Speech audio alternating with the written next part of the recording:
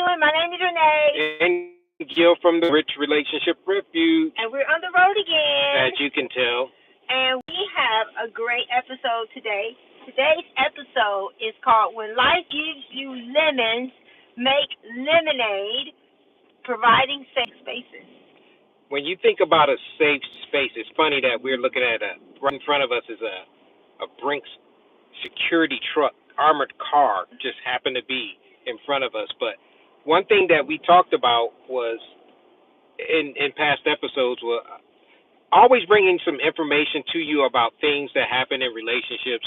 But a lot of times we'll give you fixes and things to do and tools and stuff like that. But in this episode, we wanted to look at the positive side of something that can be challenging, which is becoming a safe space.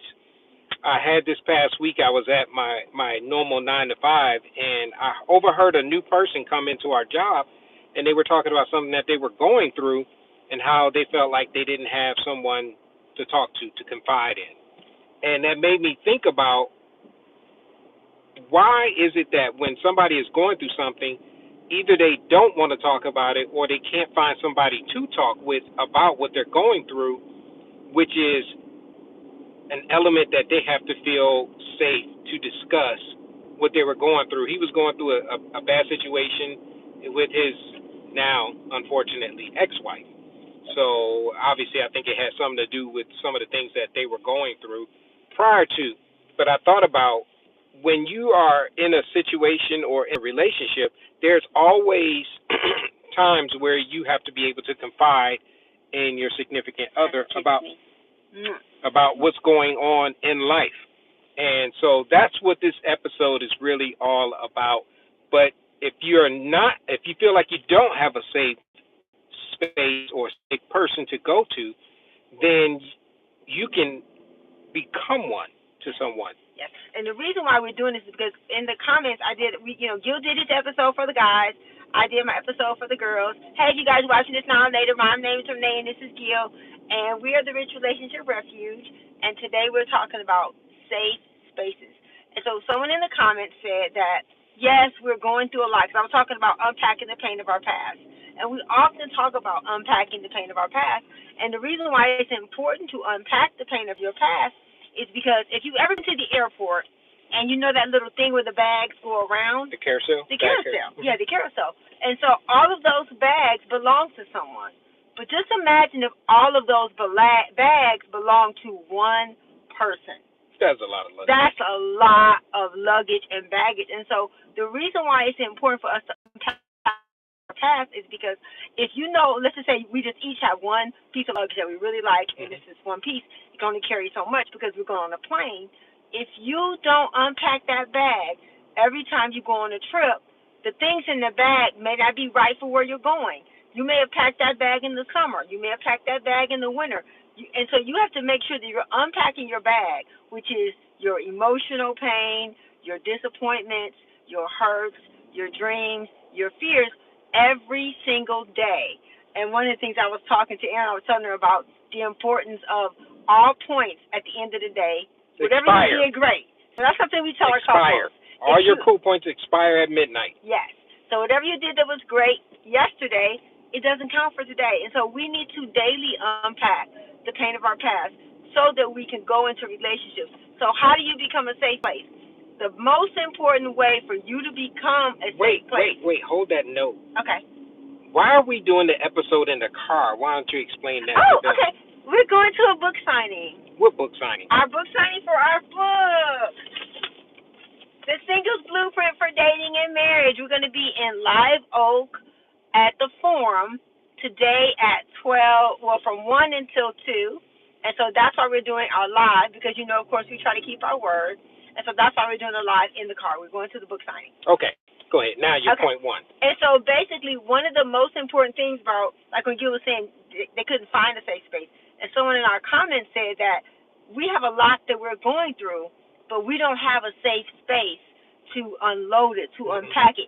Well, we want to tell you, one of the reasons why we created Rich Relationship Refuge, while I told you we may not be entertaining, we may not be funny, we may not dance, and we may not sing, but we want to be a safe place for you to unpack your pain And first of all, is to realize what that pain is. Mm-hmm. You know, there's more to life than, there's, when we talk about grieving and mourning, every time there's a loss, it could be a job, it could be a relationship, it could be a pet, it could be a car, it could be a dream. That's a loss. And so whenever you experience a loss, and for our age group, when your kids go away to college and start living their own life, that's a loss. That's a form of grief. And because we're not taught that, we don't understand it. And even when couples are single and then they get married, that's a loss. And so we have to understand that grieving is allowing yourself to sit in it and feel it and be sad and angry and shocked and depressed and to accept and to then move on. If mourning is just, you just move on. And you don't want to do that, because if you just move on, just again, all those bags that you don't unpack, they do not unpack themselves. And I want to say, if you just caught my facial right there, it's because we just hit traffic. And you know, when you should have went a way that you thought would be better, and you decided to go a different way, and then you hit traffic, don't that make you go, oh? And a part of it is learning to listen to that small voice inside of you, because that small voice inside of you is the Holy Spirit, and he's going to always lead you right.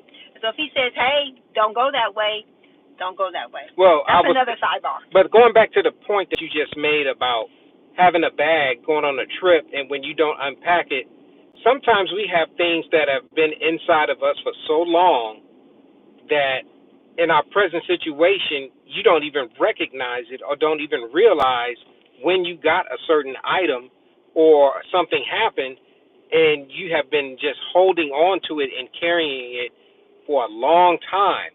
And not only that, it's taking up space. It's taking up spiritual space. It's taking up emotional space. It's taking up mental space inside of you that you have to let go of. Because if you don't let go of it, you only get so much space. So you're only going to have what's available to you. So if you don't unpack it, that past and that pain, then therefore it could be challenging to you to actually have new things to come into your life that you can see with a different perspective. Yeah, because you won't have room for what's new and good if you're holding on to what you need to let go of. Have you ever had a piece of luggage and something got in it? You know, we're talking about space, but it's not just the physical things. Sometimes it's the smell. You know, if you've ever... It smells stale. So sometimes there's physical things that are bothering us. Sometimes there's emotional things sometimes there are spiritual things that are bothering us. And so we need to make sure that not only are we unpacking the pain, physical pain, but the emotional pain. And we have to make sure we're unpacking the spiritual pain. Sometimes things have happened and we've been disappointed, and we are blaming God for something that we didn't get. And I was talking to my sister this morning. We were talking about, if I strike a match and the flame comes, is that God's fault? No. It's a result of the action. The action calls a reaction. Right. And so a lot of times we don't allow God into certain areas of our life, but then we blame him when it goes awry. One of the things that's important about unpacking the pain of your past is having your own values, your own boundaries, and your own goals. And standards. And your own standards. So those are things you have to come in. So if you make those, how do you become a safe place? You become a safe place by making sure that you have a belief system, making sure that you have values and goals and standards and boundaries that you uphold and maintain. And one of the things I think that's important for us to understand about a safe place is where you can go without fear of retaliation, retribution, reprisal, or also being made to feel as if you're not smart, or that was dumb, or some of the things you don't ever want. A place that's safe is going to make you feel heard, understood, valued, but also corrected. A safe place does not mean that I just tell you what you want to hear and that I agree with you even when you're wrong. A safe place is going to be a place of truth. It's going to bring you encouragement. It's going to bring you you hope, but it's also going to bring you some direction. And that's what we hope we provide you with. Because we know, we can just be funny. And I've been doing that. I've been doing some of the funny videos and taking some of our videos that we've done before and repurposing them and putting them out there. But there's so much more. There's so much of that already out here. We want to make sure that we're providing you with a safe place that you can grow and learn and change and that you can heal. Yeah. You have to be willing and open to say, you know what? One thing that we teach our couples is when you have an issue or problem with someone, it's not their problem. No, it's not. It's your problem. Mm-hmm. Because whatever it is that provokes you, irritates you, whatever you want to call it, that resurfaces, that triggers all the buzzwords of today, it's still you. If you reframe it and say, you know what, I have a problem. Mm-hmm. I have a problem that every time we jump in a car, you want to record a video. That's not Renee's problem. That's my problem. But I'm just using that as an example, y'all. So as much as we love recording the videos, that's just an example of it's a problem for me.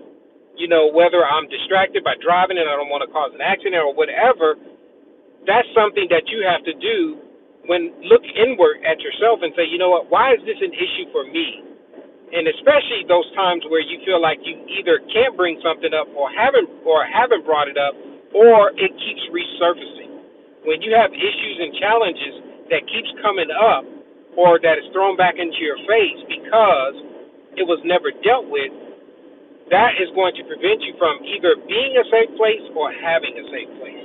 And one of the things that I'm grateful for, I went through a situation recently where I found out something about someone that I didn't know.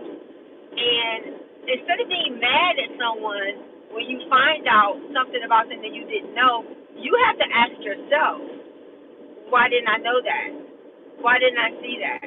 Because so many times in relationships, I was a hairstylist for 28 years, and I heard a lot of women sharing stories about relationships that they were in, and they were like, well, I didn't know that.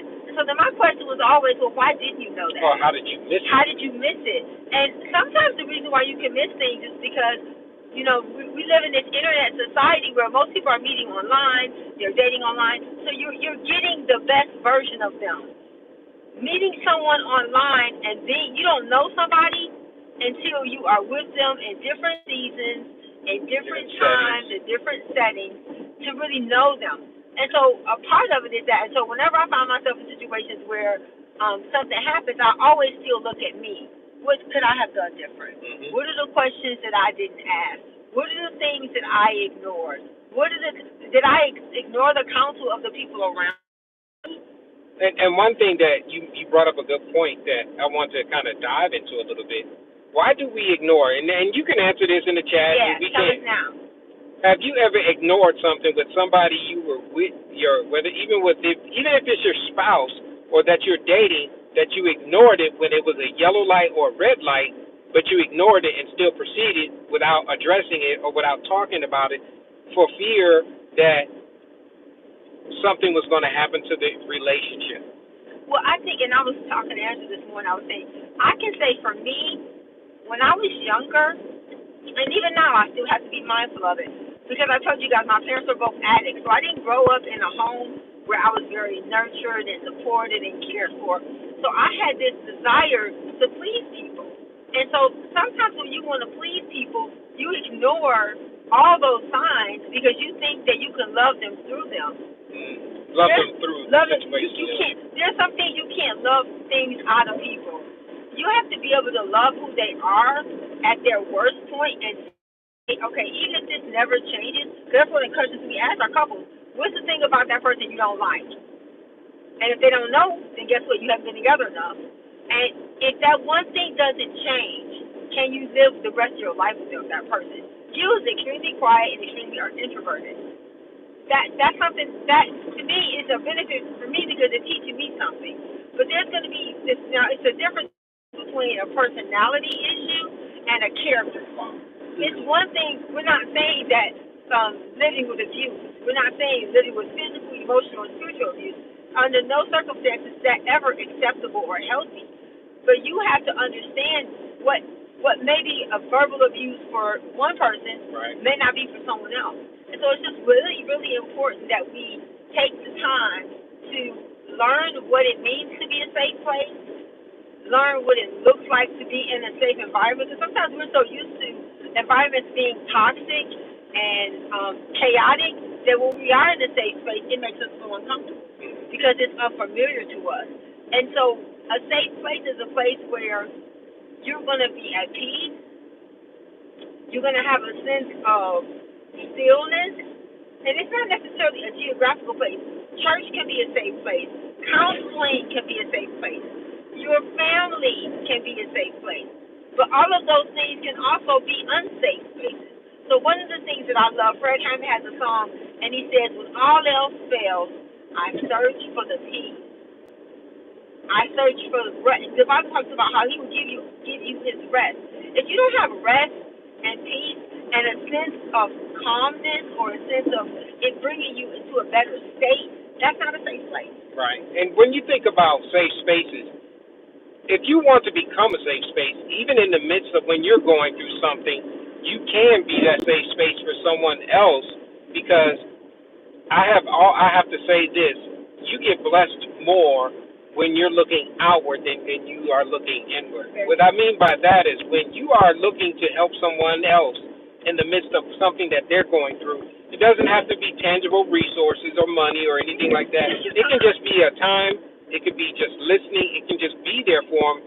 It's just sometimes you can just be there physically and not say a word, not do anything, just to let them know that you see them and that you're there for them. That can be enough if you have that desire, and you will find that when you are a safe space for someone else, then God will provide you with a safe refuge for others. Yeah, and I think that's another thing that's important. For yourself. For yourself. You're going to reap what you sow.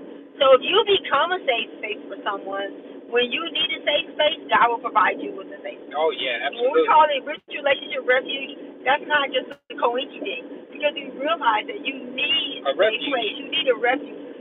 The best refuge, the best place to run to is the Lord. And first, to run to the Lord and to make sure that the people that you're running to are running to the Lord, because a safe space can become a codependent space as well. A safe space is not that you both are sharing the same. We call it trauma bonding. A safe space is not somebody else that's going through what you're going through, and they're encouraging you to stay where you're at. Yeah. To tell you, oh yeah, girl, I went through that too, and yeah, I did the same thing. Yeah, like some of the movies, yeah, I was mad and I slashed their tires, or I was keyed mad. Their car or whatever. That is not a safe space. If a safe space is going to produce fruit it's going to produce fruit and purpose and not regret and shame. I want you to think about that, because a safe space is going to make you have a sense of purpose, a sense of moving forward, a sense of refuge, a sense of feeling calm. It's not going to encourage you to go and do something that you're going to regret. And a big part of it is that I used to always say, to live your life with fewer regrets. The goal is not to not have negative situations happen. The goal is to not have unevaluated situations. Yeah. Because when I go through things, I'm always saying, okay, now, I'm not in a rush for it to be over. I'm not in a rush for God to fix it. I'm like, Lord, teach me what I need to learn in this so that I don't go through it again. Help me to learn what it is about me that allows me to keep going through the things that I'm going through. Because a lot of times the things we go through, sometimes it's just life. It is. And you don't have to become a victim of the situation or the circumstance that you're going through. It's when you made that point about unevaluated. When you evaluate where you've been, where you're going, and where you are coming from, it gives you an idea of, okay, what is it that I missed or didn't do or didn't act on that caused me to be in the situation that I'm in? We have to be willing to accept some of the responsibilities for the situation that we're in, or even when you find that if I'm not going to somebody who's a safe space or I'm not becoming one, what is the hindrance? What is the obstacle? What is the thing that is preventing me from opening up to someone that you can confide in? If you think about it, we call this, Renee made that point about the refuge. And at first when we were creating Rich Relationship Refuge, I was like, refuge? It didn't have the pizzazz to it or anything. But when you think about it, even in a relationship space, you can be meeting online, but you still need a space that you can come and be open, honest, and transparent with. And sometimes it can be a perfect stranger that you don't know that can see and hear things objectively that can give you real good counsel, because that's what we're here for. That's why we wanted to do this. Not that to hear us talk and pontificate over and over about different things. You notice if you listen to any of the videos that we have out there, we seem to be saying the same things over and over and over again. You know, God says in His Word that there's nothing new under the sun. And that's in Ecclesiastes. When that whole chapter is about it, that actually pertains to relationships as well. You are going through a situation or circumstance. It's not only unique to you. You are unique, but the situation is not. So don't feel like I have nobody, because you do. You do. We're here. We love you. And we're not just being nice. We're not just saying that. We really mean it. Because a part of it is that we know that people need people to walk alongside them and not walk above them.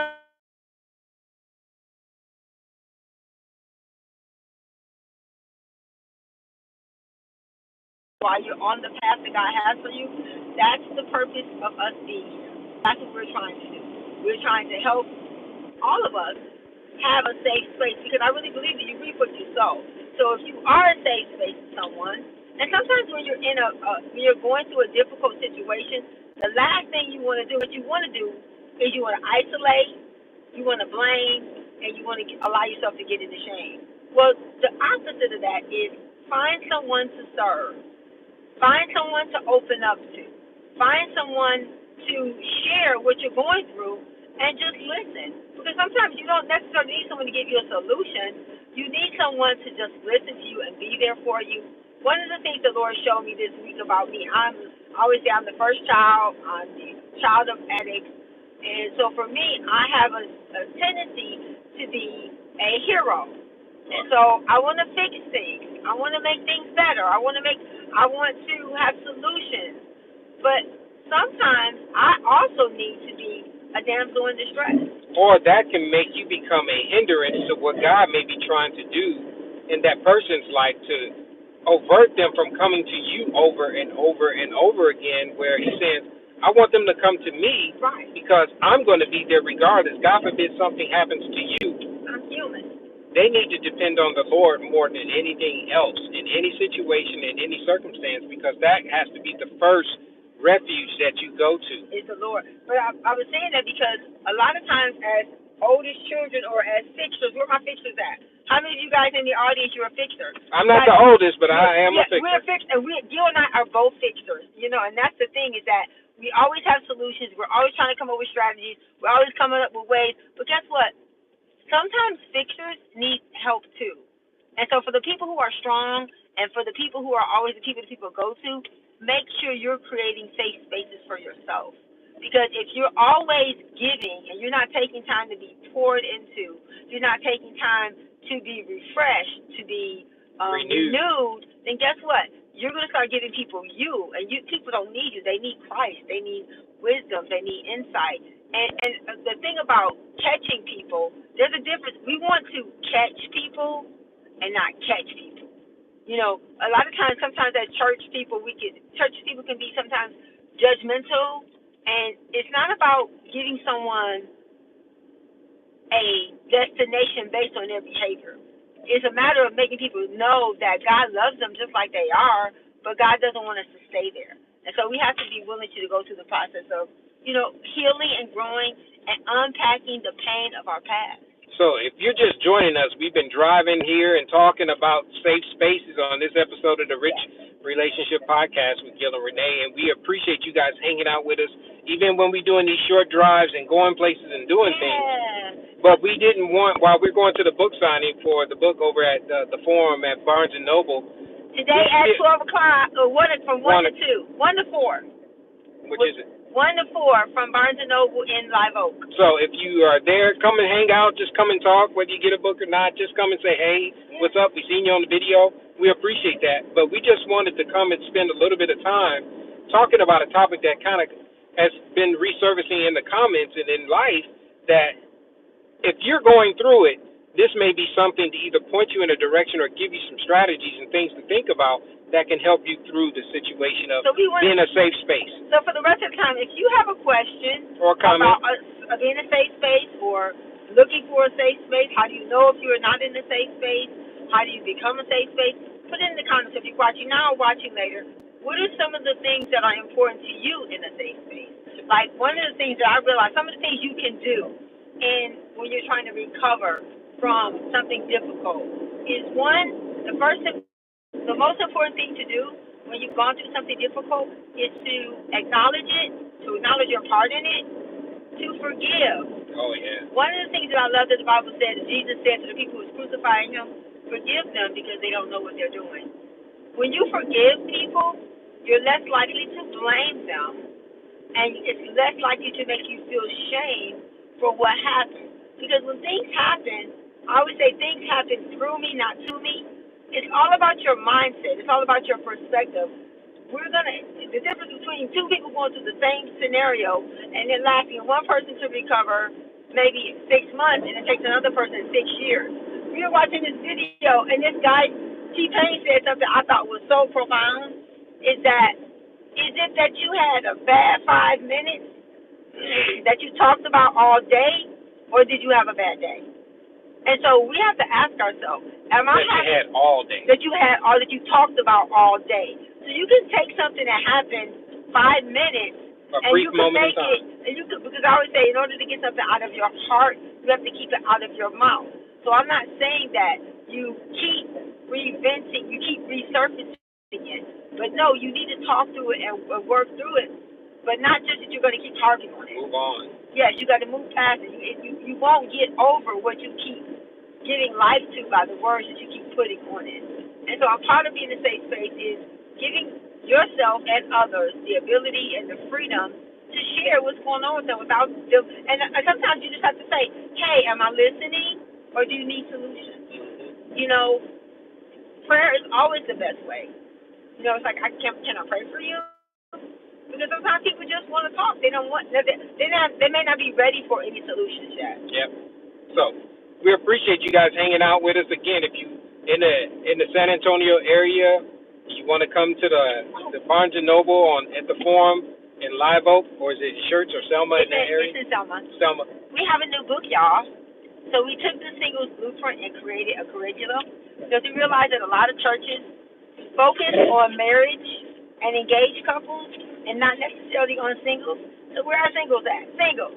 This is just for you because after doing social media for so long, we realized that singles a lot of times feel unheard, unseen, unvaluable, and you're not. God loves you. God created all of us for a purpose, and that is to be a son or a daughter, not to be a husband or a wife. A husband or a wife is a benefit, it's not a necessity. You don't have to. God uses all his children, not just the married ones. And so we created Elevate as a 12-week small group to help you to have the tools you need to have a safe space. Mm-hmm. You can use this to create a safe space for you and your single friends to kind of have conversations and talk. Because a lot of times the enemy wants you to stay isolated and by yourself and to not talk about it. I believe that whatever you don't talk out, you will act out. And so the good part about this is you talk about it, but you talk about it in a structured, positive way that helps you overcome and go through and get through the situation that you find that is happening. Yes. So if you have questions, thank you for watching. Thank you for being here with us today. We love you. Have questions now or in the future, put it in the comments or give us an email at help@Rich Relationships Refuge. We are so looking forward to meeting all you guys today in Selma. We have 2 more book signings, guys. We have one in North Carolina, and then we have another one in Birmingham, Alabama. So we'll let you guys know what those dates are. But if you live in Birmingham, Alabama, and you have a church and you want us to come, invite us. We'll come. If you live in Charlotte, North Carolina, and you have a church and you want us to come, invite us. Barnes & Noble's already invited us, so we'll be there. So we love you guys, and we're so grateful for you. We hope that this helps you to realize you can be a safe space. We are a safe space, and make sure you find a safe space. because you don't want to be in isolation. Because what you're going through is unique to you, but your situation, you're unique, not your situation. Yep. So we see you guys. We love you guys. See you guys next Saturday at 12 noon Central Standard Time right here